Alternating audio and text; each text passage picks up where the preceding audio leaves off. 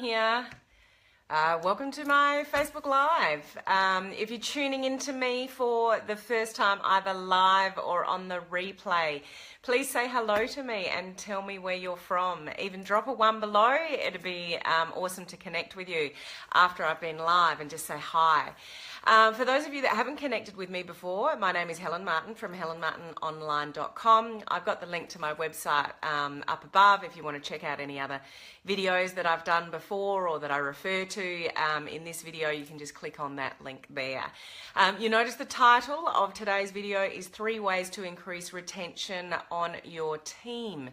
So this video is for those of you in the home-based business space, network marketing.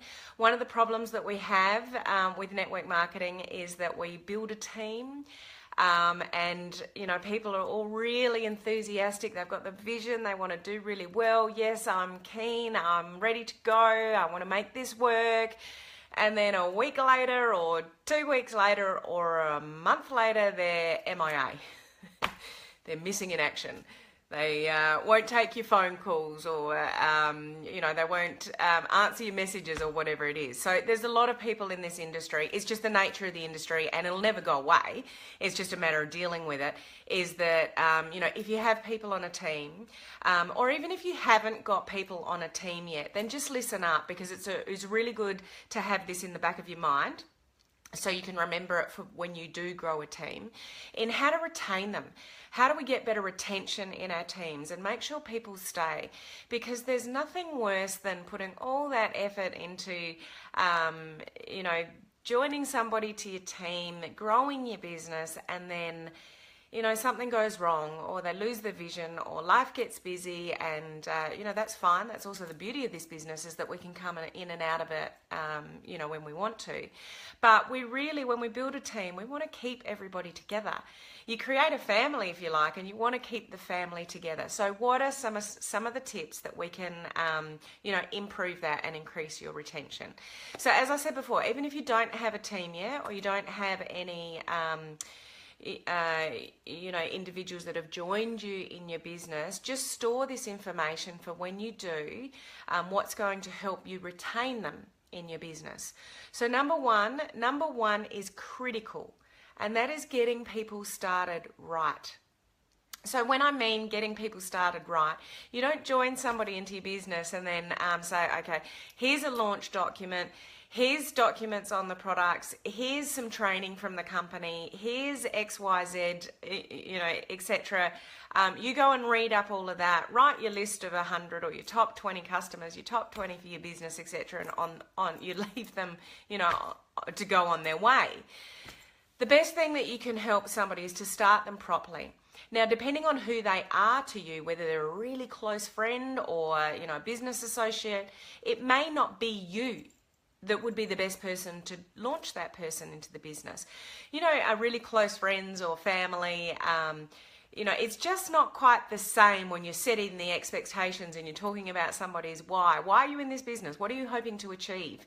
Where do you want to get to in what time frame? Setting all those parameters and setting up the expectations and setting up the goals, then, sometimes if you're really, really close to that person, you're not the best person to do that initial training. So just keep that in mind. It might be your upline or somebody else in the business to do that training for you. But key things with getting somebody started is ask them why they came into the business in the first place. What attracted them to this business model? Why are they in it, and what are they hoping to achieve? Then once you can work out what somebody's trying to achieve, you reverse engineer their goals. Remember, if you don't have goals and those goals are not written down, they're just wishes. You can't execute anything without a plan. You don't get from A to B in a car when you don't know where you're going without looking at a street directory or your GPS in your car or whatever it is. You need to know how to get somewhere. So work out the expectations with somebody and then reverse engineer how long you think that's going to take and what effort is required to get there.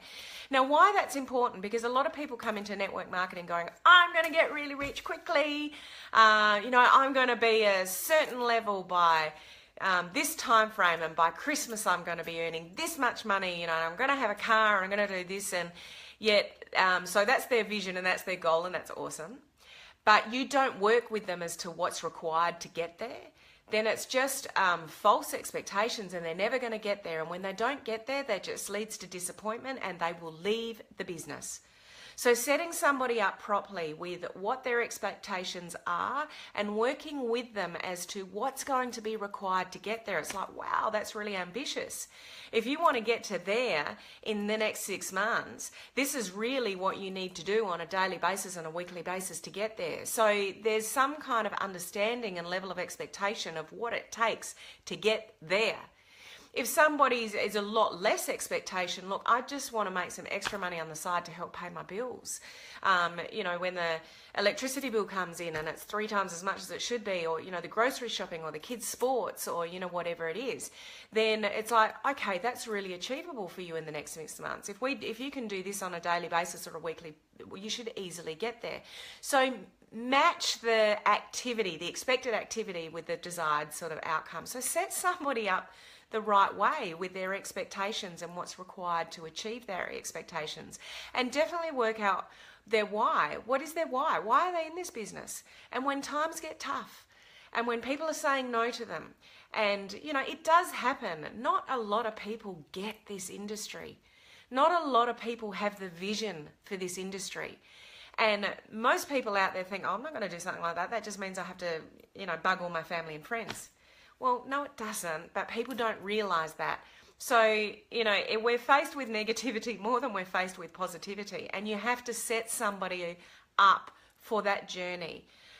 It's not all roses, so tell your new person that. So they're not surprised, disappointed, they react to it and they go, I can't do this, and they give up.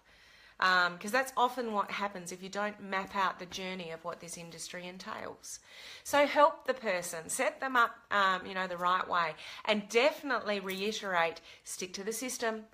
Stick to the system. Just whatever the system is as the company that you're involved with, then stick to that system and don't stray away. I've worked with heaps of people that have come back, and I did it myself. So, I can understand and appreciate this term now is, you just, as long as you are coachable and you can follow what somebody tells you and there's a system there, just follow the system and you'll have far better success.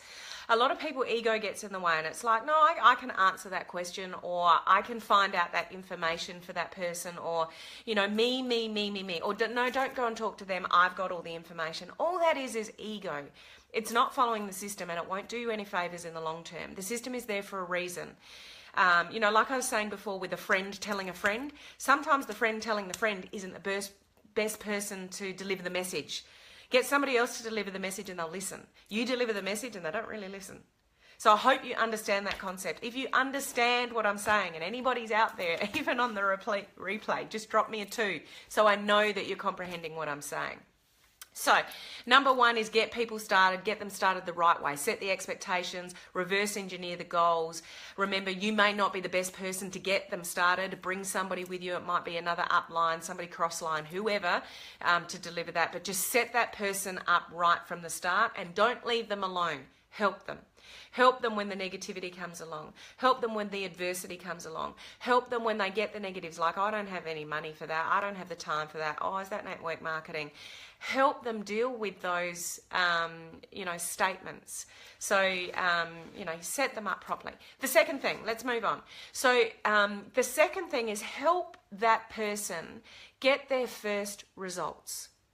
So I would highly suggest that you do with the products rather than the business opportunity. And if you didn't listen to my Facebook Live last week regarding what should you focus on, products or the business opportunity, please go to the website. I put the link up the top, and go and have a look at that under network marketing training and listen to that, because it's really, really important. So somebody new comes into the business, and if you can help them get their first sale, if you can help them get a little bit of commission into their bank account and start them on their journey, they are going to stay longer in the business, and they can see that, yeah, this is possible. I've made a sale and I've made some commission. So guide that person and work with them until they have their first result. And it's far easier to do that with the product than it is the opportunity. You can imagine, and this is a little bit of what I talked about on my Facebook Live last week. Go to somebody, I've just joined a business. It's really awesome. I'm going to make lots of money, and I think you should join the business too. People are going to look at you like you're an idiot. they're not going to understand it for a start, and they're just, you know, warning bells, warning bells, warning bells. Whereas if you say to somebody, look, I've just joined a business and they've got some awesome products that have really helped me with XYZ, I'd really love your support. Would you mind trying such and such? It's got a 30-day money-back guarantee. Like, I'd just love to share this with you. Much easier for your new person to get a result with that than going straight into the business avenue. So help that person get success. Help them make their first sale and help them get some money, some commission into their bank account, and they are far likely to stay in your business and work, you know, in the business because they can see what's possible. And the third thing, make your new person feel part of a community. Make this bigger than just the business, just the products. When you grow a team, you're literally that. You're a team. And but create a community with your team. You know, some of the things you might do with that is try to get together outside company meetings.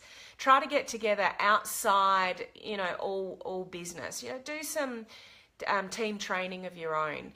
If you're geographically challenged with that, like I am with my team a little bit, we do weekly Zoom calls.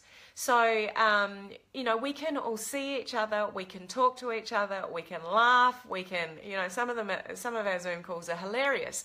But it's creating a culture and it's creating a team, and you're all part of a team, you're all supporting each other. Somebody says something that they've done well and it's like, wow, that was really interesting, I might try that. So you become something much bigger than just, yes, I've joined a business and this is my business. You've joined a business with a lot of other people, with a team, with a community, and, you know, people will often stay in the business when they feel like they're part of something bigger than just themselves and their business. They feel like a family. So, you know, a lot of people in my team, you know, with their Zoom calls and, you know, we try to do things together, but when you're geographically challenged, it doesn't always work out. But just having those weekly Zoom calls that we can see each other and talk to each other, it creates that culture and that community that people feel connected to. So just to wrap up, this has gone a bit longer than I had hoped for. 3 main ways to increase retention, you know, in your team. Or if you don't have a team yet, store this information so when you get that first person that joins you, that you can mold them the right way and help them in the right way, that they'll stay with you. So number 1, get people started the right way. Number 2, help them get their first results. Stay with them, work with them closely until they, you know, get their results. And number 3, you know, start your own community, your own team, your own group, your own little things that you do that you're all working together for a greater cause. So when people feel part of a team, they're more likely to stay than when they feel isolated. They don't feel like their upline supports them. They feel alone. You know, they've had something go wrong in the business and they don't feel like they've got anybody to reach out to. Those people will leave. And I'd also ask, you know, for your new team members, I would ask them permission when they first start. Is it okay if I see you falling off the bandwagon? If I see you, you know, not doing the things that we've talked about here and now? Is it okay if I push you? Is it okay if I remind you of your why? You know, I've only got your best interests at heart. Ask for their permission. So when they need some tough love, and we all need tough love at various times in our life, but the only reason why we do tough love is because you're trying to help that person get to the goals, get to where they wanted to go, which is why they joined the business in the first place. So, you know, it's sometimes not saying what you need to, or not saying what somebody really needs to hear doesn't help them. So, you know, push and be the leader. Be a leader to your team. Guide them, push them in the right way, in a nice way, but most of all, just become part of a family, part of a community. And I hope that all makes sense to you. If you resonate with that, please comment below. Yep, get it, Helen. All good. As I said earlier in the live, I've got my link to my website up there. I've got other Facebook Lives that I've done previously with other training topics, mindset topics. Just go and have a look, check it out if you think that would help you in any way on your business journey. So until next time, I will see you then on my next Facebook Live. Bye.